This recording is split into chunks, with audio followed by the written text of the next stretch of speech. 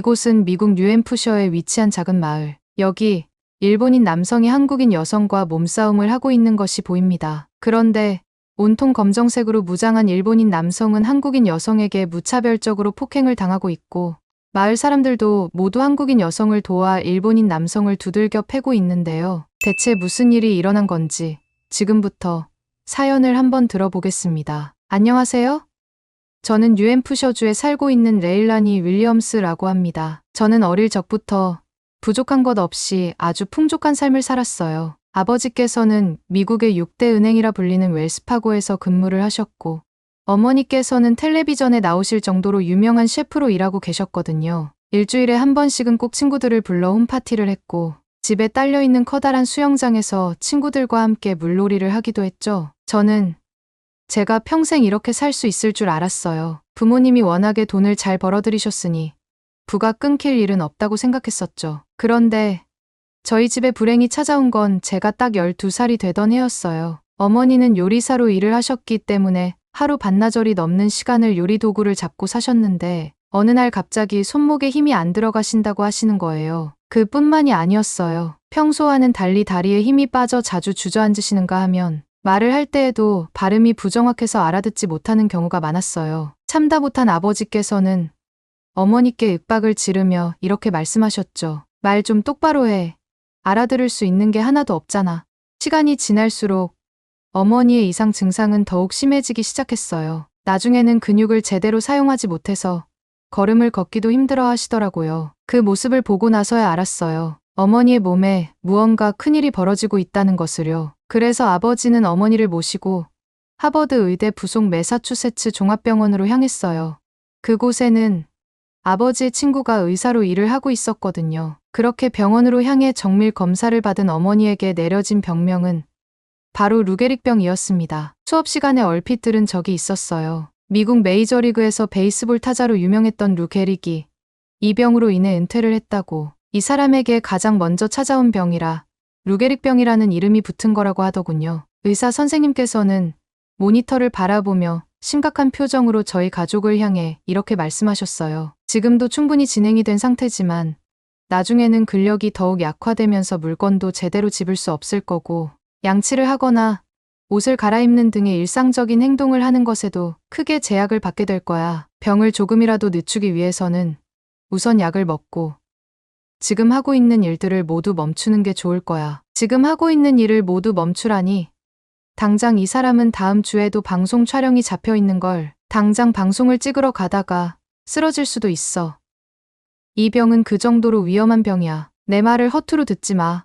결국 어머니는 루게릭병 진단을 받은 뒤 모든 일을 그만두신 후 집에서만 생활을 하기 시작하셨어요. 그동안 모아놓은 돈은 많았기 때문에 걱정은 없었지만 달달이 어머니 몫으로 빠져나가는 병원비는 정말이지 어마무시했습니다. 어머니는 집에 계시면서 항상 아버지와 저를 향해 어눌한 말투로 미안하다는 말을 하셨어요. 본인이 이런 몹쓸 병에 걸리지 않았더라면 병원비를 내야 할 이유도 없을 텐데 하시면서 말이죠. 저는 그런 어머니를 보며 답답함을 느꼈어요. 감기 한 번을 걸려도 기침과 열, 콧물 때문에 아프고 괴로운데 근육이 마비되고 걸을 수도 없고 일상에서 당연하게 여겨지던 행동조차 하지 못하게 된다는 게 얼마나 괴로운지 상상할 수도 없었거든요. 어머니가 움직이는 게 불편해지면서부터 집안도 슬슬 엉망이 되어가기 시작했어요. 저희 집에는 일주일에 5번 정도는 가정부 아주머니가 오셔서 집안일을 해주고 가셨었는데 어머니가 아프기 시작하고 집안의 지출이 많아지면서부터 가정부를 부르는 것을 중단했거든요.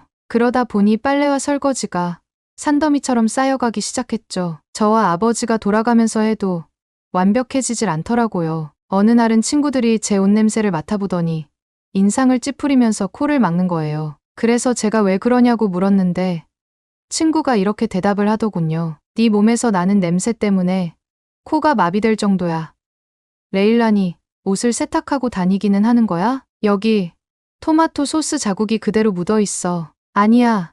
일주일에 3번은 세탁을 한단 말야. 친구에게서 그런 말을 들으니 얼굴이 화끈 달아오르더군요. 괜히 창피함에 눈물도 차오르는 것 같았죠. 하지만 이런 말을 들었다고 해서 어머니를 원망하거나 하지는 않았어요. 지금 가장 답답하고 힘든 건 바로 어머니일 테니까요. 결국 이 상황을 보다 못한 아버지께서는 기존의 가정부들보다 훨씬 더 싼 값에 부릴 수 있는 동양인 가정부를 집에 들이셨어요. 맨 처음 저희 집에 들어온 사람은 중국인 아주머니였는데 그 아주머니는 성격도 굉장히 괴팍했지만 몸에서 아주 지독한 냄새가 나던 사람이었어요. 옆에 있으면 대체 어떻게 사람 몸에서 이런 냄새가 나지? 라는 생각이 절로 날 정도로 말이죠. 중국인 아주머니는 저희 집에 들어온 지 일주일도 되지 않아 바로 관뒀습니다. 그리고 나중에는 웬 일본인 아주머니가 들어왔는데 어찌나 겉과 속이 다르던지 아버지 앞에서는 저와 어머니를 잘 챙겨주는 척, 집안일을 열심히 하는 척 하더니 아버지가 출근을 하거나 자리를 비우면 착한 모습은 온데간데 없이 사라지고 게으름을 피우는 모습만 보이곤 했어요. 찬장에 있는 과자를 마음대로 꺼내 먹거나 거실 소파에 드러누워 잠을 자거나 결국 얼마 못 가 아버지에게 이중적인 모습을 들켜 일본인 아주머니조차도 집을 나가게 됐어요. 저는 들어올 때마다 문제를 일으키는 동양인 가정부들을 보면서 동양 사람들은 다 이런 사람들이구나 라고 생각했어요. 몸에서 알 수 없는 냄새가 나고 시끄러우며 제멋대로인데다가 앞뒤 속도 다를 거라 생각했죠. 그리고 그 일본인 아주머니가 나간 지 이틀 정도 지났을 무렵 저희 집으로 또 다른 동양인 가정부가 들어왔습니다. 아버지는 그 아주머니를 한국인이라고 소개했어요. 레일라니, 인사해라. 오늘부터 우리 집에서 일하실 분이야. 한국에서 태어나 10년 전 미국으로 오셨대. 영어도 아주 능통하시니 소통하는데 어려움은 없을 거야. 새로운 아주머니는 다름 아닌 한국 사람이었습니다. 한국이라는 나라를 알고 있기는 했지만 한 번도 만나보지 못한 데다가 이전에 들어온 동양인들이 단기간에 문제만 잔뜩 일으키고 나갔기에 그분도 똑같은 수준의 동양인일 거라 생각했어요. 그런 생각이 드니 인사조차 하기 싫더군요. 제가 표정을 굳히고 멀뚱히 보기만 하니 아주머니는 자리에 앉아 계시다가 벌떡 일어나서는 제게 다가와 밝은 표정으로 인사를 건네셨습니다. 한국 이름은 강순영이고 미국에서 사용하는 이름은 에밀리 강이라며 소개를 하고 손을 내미는데 그 손도 너무 싫은 거예요. 그래서 저도 모르게 손을 탁 쳐내고 2층으로 올라갔어요. 제 행동에 아버지는 아주 많이 화가 나셨는지 2층으로 성큼성큼 올라오셔서는 저를 잡고 당장 가서 사과를 하라고 하시더라고요. 레일라니, 이게 무슨 버르장머리 없는 행동이야? 얼른 가서 사과드려. 저는 동양 사람들이 정말 싫어요. 처음 들어왔던 중국인 아줌마도 그리고 얼마 전까지 있었던 일본인 아줌마도 계속 동양 사람만 부르실 거라면 저희끼리 살림을 하는 것이 낫겠어요. 싫든 좋든 네 행동은 아주 잘못된 행동이야. 아빠는 너를 그렇게 가르친 적이 없다. 그러니 어서 가서 죄송하다고 해. 저는 끝까지 사과를 하지 않으려고 했지만 아버지의 성화에 결국 못 이긴 척 가서 사과를 했어요. 그 한국인 아줌마는 저를 보고 활짝 웃으면서 괜찮다고 그럴 수 있다며 제 어깨를 토닥여 주더라고요. 그날 이후 순영 아줌마는 저희 집에서 가정부로 일을 했어요. 그런데 순영 아줌마는 정말 일을 잘하는 분이었습니다. 일전의 중국인, 일본인 아줌마들과는 비교도 할 수 없을 정도였어요. 게다가 손재주는 어찌나 그렇게 좋은지 한국에서 미국으로 온 지 10년밖에 되지 않았다면서 서양 음식들을 아주 맛있게 잘 만드시더라고요. 저와 아버지는 입이 짧은 편이었는데 순영 아줌마가 차려주는 밥상은 정말 너무 맛있어서 그릇을 싹싹 긁어 먹을 정도였습니다. 그러던 어느 날 아버지는 순영 아줌마에게 한국 음식을 한번 만들어 달라는 부탁을 하셨어요. 한인타운에는 가볼 생각도 하지 않았고 셰프로 일했던 어머니도 한국 음식은 할 줄 몰랐기에 한국 음식을 먹어볼 기회가 없었다고 한국인들은 매운 걸 그렇게 잘 먹는다는데 어떻게 먹는지 궁금하다며 순영 아줌마에게 한국 음식을 해줄 것을 부탁했고 순영 아줌마는 활짝 웃으며 그날 저녁 밥상으로 김치찌개라는 음식을 팔팔 끓여주셨습니다. 빨간 국물에 김치찌개를 한 입 먹는 순간 입에서 아주 화끈거리면서 불이 나는 것 같았어요. 항상 크림 파스타, 토마토 파스타, 피자 이런 것만 먹다가 한국 음식을 먹으려니까 너무 힘들더라고요. 한국 사람들은 이런 걸 어떻게 먹고 사나 싶었죠. 그런데 아버지는 땀을 뻘뻘 흘리고 매워서 눈물을 흘리면서도 순영 아줌마가 해준 음식을 아주 잘 드시더라고요. 매일같이 서양 음식만 먹다가 이렇게 속이 확 풀리는 음식을 먹으니까 너무 좋다면서요. 물론 저는 마음에 안 들어 했지만요. 하지만 마음에 들지 않아도 함부로 불만을 토로할 수는 없었어요. 다른 걸 다 떠나서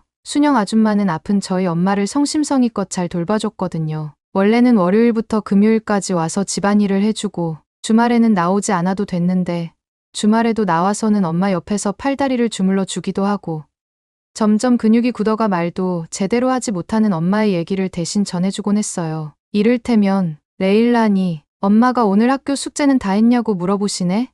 라던지 요즘 학교에서 친구들하고는 잘 지내는지 싸우지는 않는지 선생님 말씀은 잘 듣고 있는지 궁금해하셔 라던지 어머니가 아프지 않을 때는 바쁘시더라도 항상 저를 잘 챙겨주셨었는데 이제는 그러지 못하니 제가 어떻게 생활을 하고 있는지 많이 궁금해하시는 것 같았어요. 어머니와 한 집에서 함께 살고 있지만 제가 항상 학교를 마치고 집에 오면 어머니는 잠에 빠져 늦은 저녁 시간까지 일어나지 않으셨거든요. 그래서 대화를 나눌 틈도 없었죠. 아버지도 그렇고 저도 그렇고 어머니를 제대로 돌볼 틈이 없었지만 순영 아줌마가 어머니를 살뜰하게 챙기니 그것 하나만큼은 고마웠습니다. 하지만 저는 쉽게 마음을 열지 않았고 몇 개월이 흘러도 순영 아줌마에게 마음을 열지 않는 저를 보며 아버지는 한숨을 푹 내쉬며 언제까지 그럴 거냐고 물어보셨어요. 저는 순영 아줌마가 우리 집에서 일하는 한 마음을 활짝 열어줄 일은 없을 거라고 당당하게 얘기했습니다. 레일라니, 엄마가 이런 네 모습을 보시면 얼마나 슬퍼하시겠어? 순영 아줌마는 스스로 관둔다고 이야기하지 않는 한 계속해서 우리 집에서 일을 할 거고 쉬는 날에도 나와서 엄마를 돌봐주시는 분인데 그렇게 대하면 안 되지 않겠니? 아빠가 아무리 그렇게 이야기를 해도 나는 절대로 마음을 열지 않을 거예요. 저는 이런 제 마음이 절대로 변하지 않을 거라 생각했어요. 이미 봐왔던 것들이 있기 때문에 지금 잘하더라도 언제 또 다른 사람처럼 변하게 될지 알 수 없었기 때문이었죠. 그런데 제 굳은 마음을 그리고 저희 편견을 완전히 깨부시게 된 계기가 찾아왔어요. 순영 아줌마가 저희 집에 들어와 일을 시작한 지 정확히 6개월 정도 되던 날이었습니다. 평소와 다름없이 학교에 갔다가 스쿨 버스를 타고 집으로 돌아왔는데 어딘가 모르게 집안에 쌓은 냉기가 돌고 있는 거예요. 왜? 그런 거 있잖아요. 여느 때와 다를 것 없지만 뭔가 다른 촉이 느껴지는 날, 뭔가 모르게 불쾌하고 찝찝하고 불안한 날. 제겐 그날이 딱 그런 날이었어요. 한 번도 이런 기분을 느낀 적이 없었던 저는 최대한 숨죽여 집 안으로 들어갔어요. 그런데 현관부터 시작해서 집안 곳곳에 이상한 발자국 같은 것이 찍혀 있는 거예요. 원래 미국인들이라면 집 안에서 신발을 신고 돌아다니는 것이 일반적이라고 생각하실 텐데 저희 가족들은 모두 신발을 벗고 슬리퍼를 신고 다니기 때문에 집안에 발자국이 남을 일이 없었어요. 난잡하게 찍혀있는 발자국들을 보고서 불안한 촉이 딱 들어맞았단 생각이 들었죠. 저와 아버지가 집을 비운 사이 강도가 들어온 것이었어요. 심장이 미친 듯이 벌렁거리고 두려움이 밀려들기 시작했어요. 혹시나 총기를 가지고 있으면 어떡하지? 칼과 같은 날카로운 물건을 가지고 있다면? 혹시라도 어머니를 해쳤다면? 온갖 생각이 머릿속을 어지럽히더군요. 마음 같아서는 당장이라도 어머니가 계시는 2층으로 올라가 보고 싶었지만 이미 두 발이 얼어붙어서 꼼짝도 할 수가 없었어요. 하필이면 순영 아줌마가 개인적인 일로 늦게 출근을 하는 날이었기에 당장에 도와줄 사람도 없었습니다. 우선 강도가 어디에 있는지를 알아야 하는데 발자국들이 어지럽게 찍혀 있어서 어느 방으로 갔는지 아니면 벌써 집안을 털고 나갔는지 알 수가 없었어요. 설상가상으로 휴대폰 배터리도 다 떨어지는 바람에 조심스럽게 거실이 있는 곳으로 향한 뒤 탁자 위에 놓인 전화기를 들어 경찰서 번호를 눌러 전화를 걸려던 그때 순영 아줌마가 현관문을 열고 집 안으로 들어왔습니다. 레일라니, 미안해. 아줌마가 좀 늦었지. 배고프겠다. 아줌마가 얼른 맛있는 간식 만들어줄게. 어머. 그런데 이 발자국들은 다 뭐야? 저는 고개를 갸웃거리는 순영 아줌마를 보며 입술에 손가락을 가져다 댔습니다. 그 순간 어딘가에서 몸을 숨기고 있던 강도가 밖으로 튀어나와 도망을 가려고 하는 거예요. 저는 너무 놀라 그 자리에서 주저앉아 버렸고 순영 아줌마는 강도를 보자마자 손에 들고 있던 양산으로 막 휘두르며 때리기 시작했어요. 거기에 그치지 않고 바로 현관문을 열어 지나가는 주변 사람들에게 도움을 청했습니다. 그 소리를 들은 사람들은 너나 할 것 없이 모두 저희 집으로 들어왔고 덕분에 저희 집으로 들어왔던 수상한 남자는 손쉽게 제압되어 경찰에 잡혀갈 수 있었어요. 나중에 알게 된 사실이지만 저희 집을 털러 온 강도는 근처에 살고 있는 일본인 남자라고 하더라고요. 심지어 전과를 저지른 기록도 있다고 했어요. 게다가 아버지께서 중요한 물건들은 모두 금고에 집어넣어 두는 바람에 물건도 하나 제대로 털지 못하고 빈손으로 돌아가려던 참이었대요. 완전 초보 강도였기에 그나마 제압을 할 수 있었던 거였죠. 그 사람이 총이라도 들고 있었다고 생각하면 끔찍한 일이 일어났을지도 몰라요. 그 일본인 남자가 연행되어가는 순간 경찰들과 주변 사람들은 순영 아줌마를 향해 박수를 쳤습니다. 미국은 총기가 허용된 나라라 도둑이 들어오면 다들 숨어서 경찰에 신고하기 바쁜데 용기 있게 강도와 맞서 싸웠다며 말이죠. 저는 겁이 나서 아무것도 하지 못했었는데 망설이는 기색도 없이 양산으로 강도를 두들겨 팬 순영 아줌마를 보고 저는 이렇게 물었어요. 아줌마는 무섭지 않았어요? 어떻게 강도를 때릴 생각을 하신 거예요? 나도 겁이 났지. 그런데 2층에는 사모님이 누워 계실 테고 강도 뒤에는 바로 어린 네가 있어서 망설일 틈도 없었어. 그 인간이 잡혀가고 곧바로 2층을 확인했는데 다행히 사모님께서는 아무 이상이 없었어. 너와 사모님이 무사해서 정말 다행이라고 생각했단다. 스스로도 겁이 났지만 누군가를 지켜야 한다는 일념 하나로 순영 아줌마는 강도를 두들겨 팼던 것이었어요. 저는 그날을 계기로 순영 아줌마에게 조금씩 마음을 열 수 있었습니다. 그리고 그동안 순영 아줌마를 어떻게 생각했는지에 대해서도 솔직히 털어놓았어요. 제 마음을 모두 전하니 순영 아줌마는 저를 꼭 안아주시면서 이렇게 말씀하시더라고요. 아줌마는 언젠가 레일라니가 내게 마음을 열어줄 거라 굳게 믿고 있었단다. 하루가 됐든 1년이 됐든 10년이 됐든 한결같은 마음으로 진심을 전하면 언젠가는 그 진심이 통하는 날이 오거든. 아줌마가 처음 미국으로 왔을 때도 동양인이라는 이유로 정말 많은 차별을 받았었고 사람들도 편견을 가지고 아줌마를 바라봤었어. 하지만 아줌마는 그 시선들을 모두 꿋꿋이 버텨낼 수 있었지. 날 모른다면 충분히 그렇게 볼 수도 있겠다 생각했으니까. 그래서 아무 말 없이 네가 나한테 마음을 조금이라도 열어주기를 기다렸던 거란다. 이제 확실히 알겠어요. 아줌마는 저희 집에 왔던 중국인 그리고 일본인 아줌마들과는 확실히 다르다는 걸. 죄송해요. 조금 더 일찍 마음을 털어놓을 걸 그랬어요. 그리고 용기 있게 나서 주셔서 구해주셔서 감사해요. 저는 그날 이후로 동양인이라고 다 똑같지만은 않구나라는 것을 제대로 깨달았어요. 시끄럽고 민폐인 사람이 있는 반면 순영 아줌마처럼 당당하고 선한 마음을 가지고 있는 사람이 있구나. 그렇게 생각을 하면서 이제는 순영 아줌마를 마치 친이모처럼 잘 따르고 있습니다. 그리고 앞으로는 누구를 만나더라도 편견 어린 시선을 가지지 않고 그 사람의 있는 모습 그대로를 받아들이기로 다짐했습니다. 더 나은 어른이 되기 위해 그리고 아줌마처럼 정의로운 사람이 되기 위해 마음을 바로 잡고 살아가 보려고 해요. 동양 사람 그리고 한국인에 대한 편견을 완벽하게 깨부셔준 순영 아줌마에게 감사하면서 사연을 마무리하도록 할게요. 지금까지 제 사연을 들어주셔서 감사합니다. 서울 공릉에 위치한 체육훈련 시설. 이른 아침부터 젊은 청년들이 땀 흘리며 훈련에 임하고 있습니다. 비장한 얼굴로 트랙을 달리는 한국 예비 선수들 옆으로 일본인 여자들이 걸어오네요. 훈련하러 온 선수들처럼 보입니다. 뿌연 아침 안개가 낀 트랙을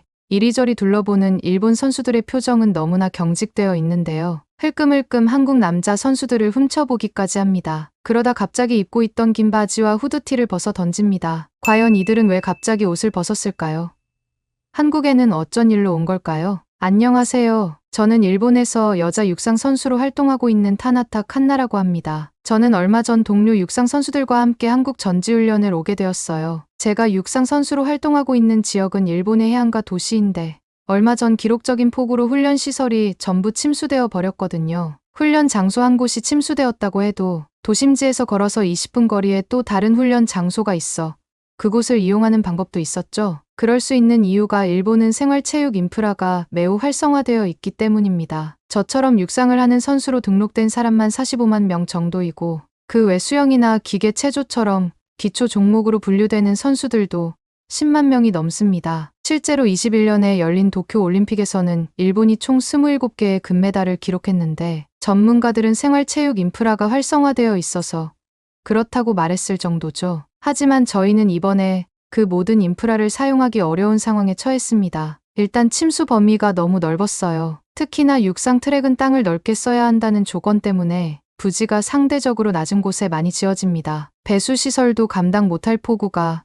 전부 그리로 몰려든 것이죠. 그리고 사실 훈련 장소라는 것이 저희에게만 훈련 장소지 일반인들에게는 가볍게 산책이나 조깅을 할 수 있는 여가 장소입니다. 필수 시설이 아니라 침수 복구도 늦어지고 있었어요. 거기에 더해서 하필이면 전국체전의 참가 시기가 가까워지고 있던 것이 가장 시급하게 해결할 문제였죠. 사실 일본의 다른 도시로 훈련을 가는 것도 선택지 중 하나였습니다. 한국으로 가는 것보다 시간도 훨씬 덜 들고 적응하기도 편했으니까요. 그런데 저희가 한국을 선택하게 된 이유는 제 동료이자 가장 친한 친구인 희나 때문이었습니다. 희나는 한국 덕후로 유명했는데요.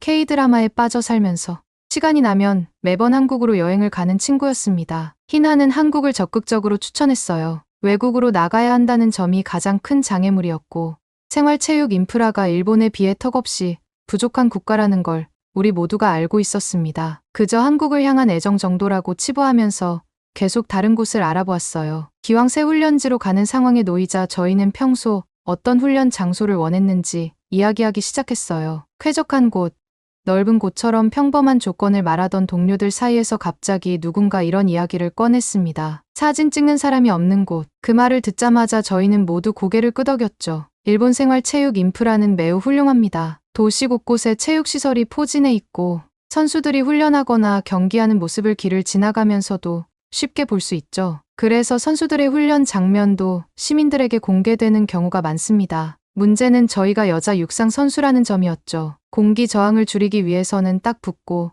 짧은 기능성 스포츠웨어를 입고 훈련을 해야 했습니다. 그리고 그건 지나가는 사람들의 시선을 끌었습니다. 젊거나 늙은 남자 혹은 주부들, 심지어는 하교하는 유치원생들도 저희를 물끄러미 구경하는 경우가 많았어요. 거기까지는 견딜만 했습니다. 금방 흥미를 잃고 걸음을 재촉하며 멀리 사라졌기 때문입니다. 그런데 저희가 훈련하는 내내 멀리서 카메라로 저희를 촬영하는 사람들도 있었어요. 처음에는 기자인 줄 알았습니다. 워낙 사람들 앞에 나서는 걸 좋아해서 팀의 주전도 담당하고 있는데요. 그래서 카메라를 보았을 때 인터뷰를 하러 오는 건 아닐지, 방송에 나가면 부모님께 뭐라고 자랑해야 할지 혼자 상상했습니다. 그런데 그 사람은 훈련을 마칠 때까지 계속 촬영만 했어요. 그러다가 저희가 긴 트레이닝복 바지와 후드티를 입자 자리에서 일어나 사라졌습니다. 그 후로도 똑같은 일이 몇 번 있었어요. 같은 사람일 때도 있었고 다른 사람일 때도 있었고 여러 명이 동시에 카메라로 저희를 겨눌 때도 많았습니다. 동료 중 몇몇은 결국 긴 바지와 후드티를 그대로 입고 훈련을 받기도 했죠. 코치님은 신경 쓰지 말라며 나무라셨지만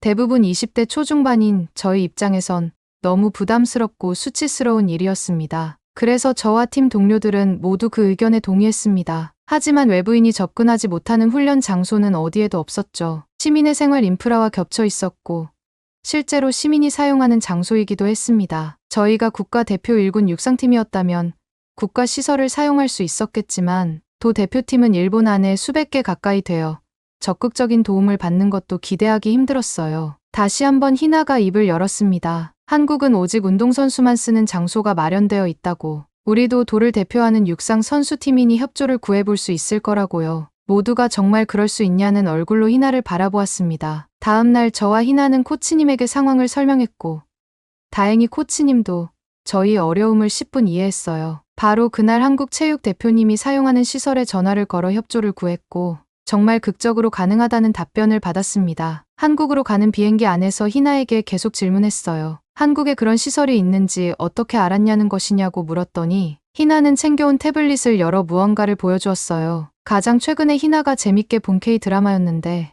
희나가 말한 선수 전용 훈련 장소에서 싹트는 청춘 남녀의 사랑 이야기였죠. 어떤 장소에서든 사랑을 하는 K-드라마가 지겹지도 않냐면서 희나를 놀렸습니다. 그러다 문득 한 가지 걱정이 들기 시작했는데요. 드라마에서는 여자 선수와 남자 선수가 같은 훈련 장소에서 훈련을 받고 있더라고요. 저희가 가게 될 훈련 장소도 그런 환경이라면 남자 선수들이 외국인 여자 선수인 우리에게 계속 시선을 던질 것 같아 걱정된 것이죠.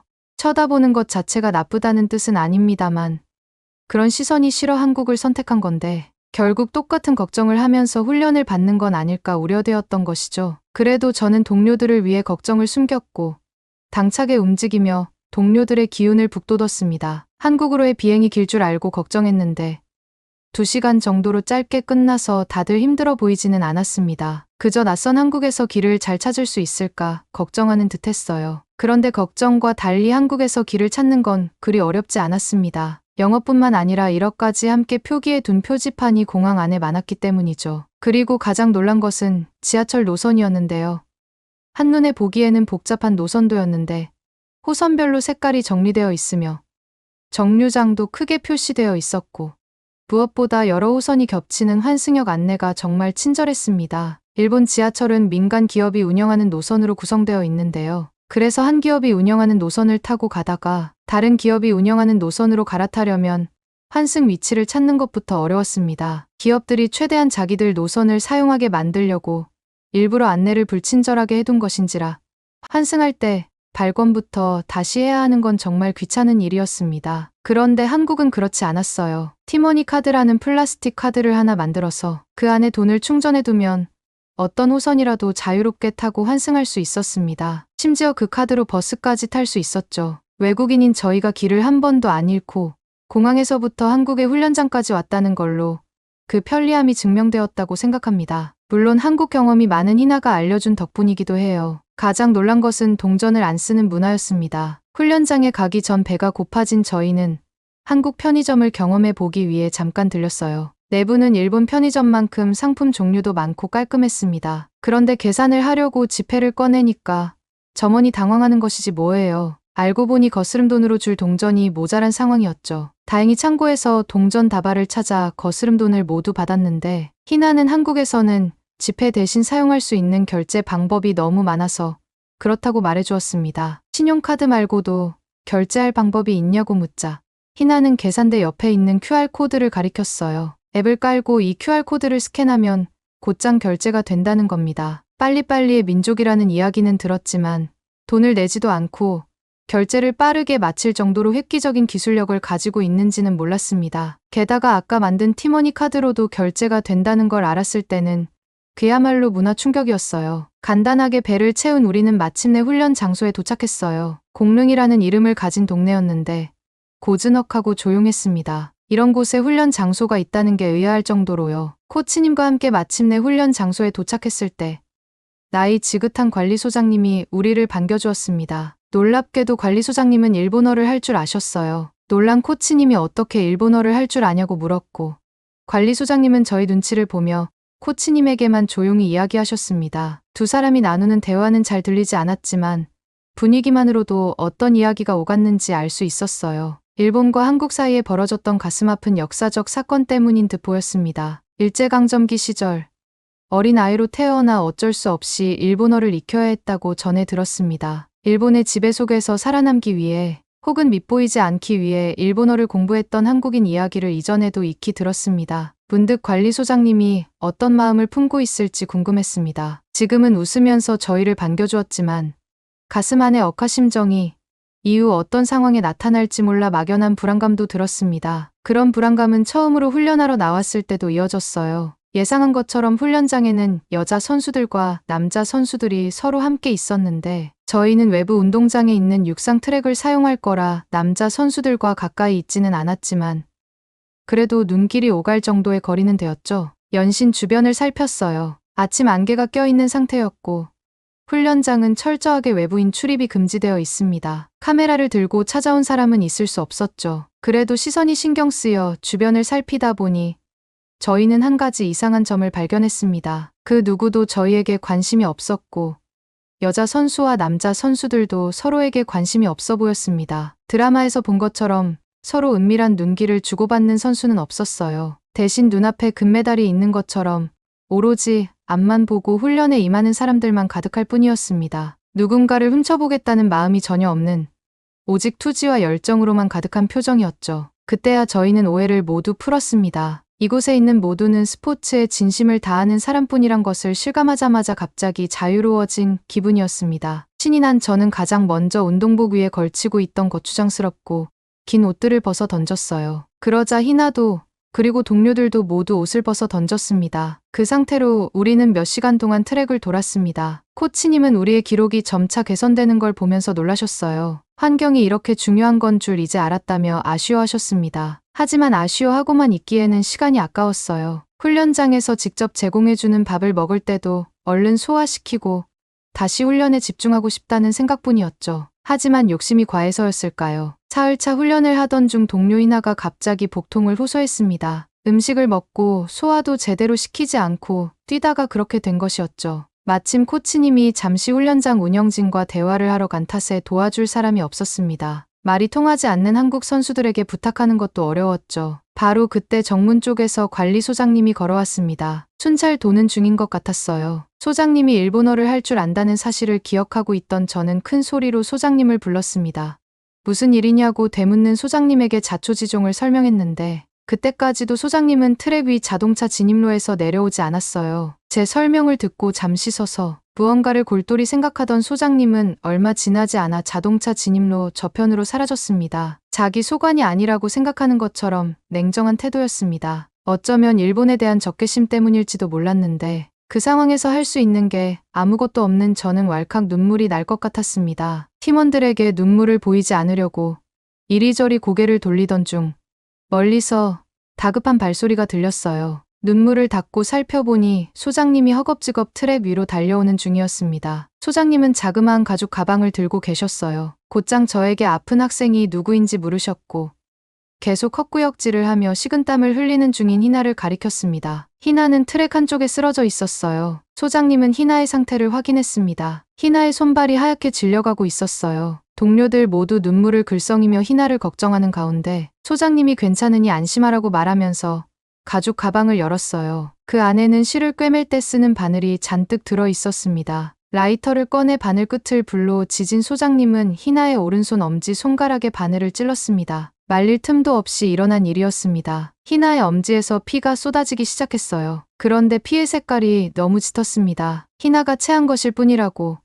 한국에서는 체했을 때 이런 민간 요법을 쓴다고 소장님은 설명해 주었습니다. 저는 의아했지만 정말 얼마 지나지 않아 희나가 정신을 차렸어요. 헛구역질을 멈췄고 대신 트림을 했습니다. 손에서 흐르던 피가 다시 선명한 붉은색이 되었죠. 때마침 코치님이 돌아왔어요. 자초지종을 들은 코치님은 소장님께 감사하다고 인사했습니다. 기운을 차린 희나도 고맙습니다라고 한국말로 인사했죠. 소장님에게 감동한 저희도 어눌한 발음으로 희나를 따라하며 소장님께 고개를 숙였습니다. 소장님은 어린 친구들을 위해 도움을 준 것뿐이라며 한국을 좋게 봐주어서 고맙다고 답했습니다. 그 후 저희는 훈련을 무사히 마치고 전국체전 일자에 맞춰 일본으로 돌아갔습니다. 아쉽게도 은메달을 땄지만 훈련과 대회를 모두 포함해 최고 기록을 세워서 충분히 기뻤습니다. 그 기쁨을 나누기 위해 관리소장님께 연락했고 관리소장님은 함께 축하해 주셨습니다. 언제든 또 한국에 오라며 따뜻한 말도 남겨주셨죠. 체전이 끝난 후 저희는 매년 한 번씩 한국을 방문하기로 결정했어요. 희나가 제일 기뻐하면서 아직 가보지 못한 여러 장소를 설명했습니다. 이제는 저와 동료들이 희나처럼 주변 사람에게 한국의 멋진 점을 설명하고 있습니다. 한국이라는 감사한 나라와 그 나라에서 만난 감사한 얼굴들을 떠올리고 있어요. 지금까지 제 사연 들어주신 모든 여러분 정말 감사합니다.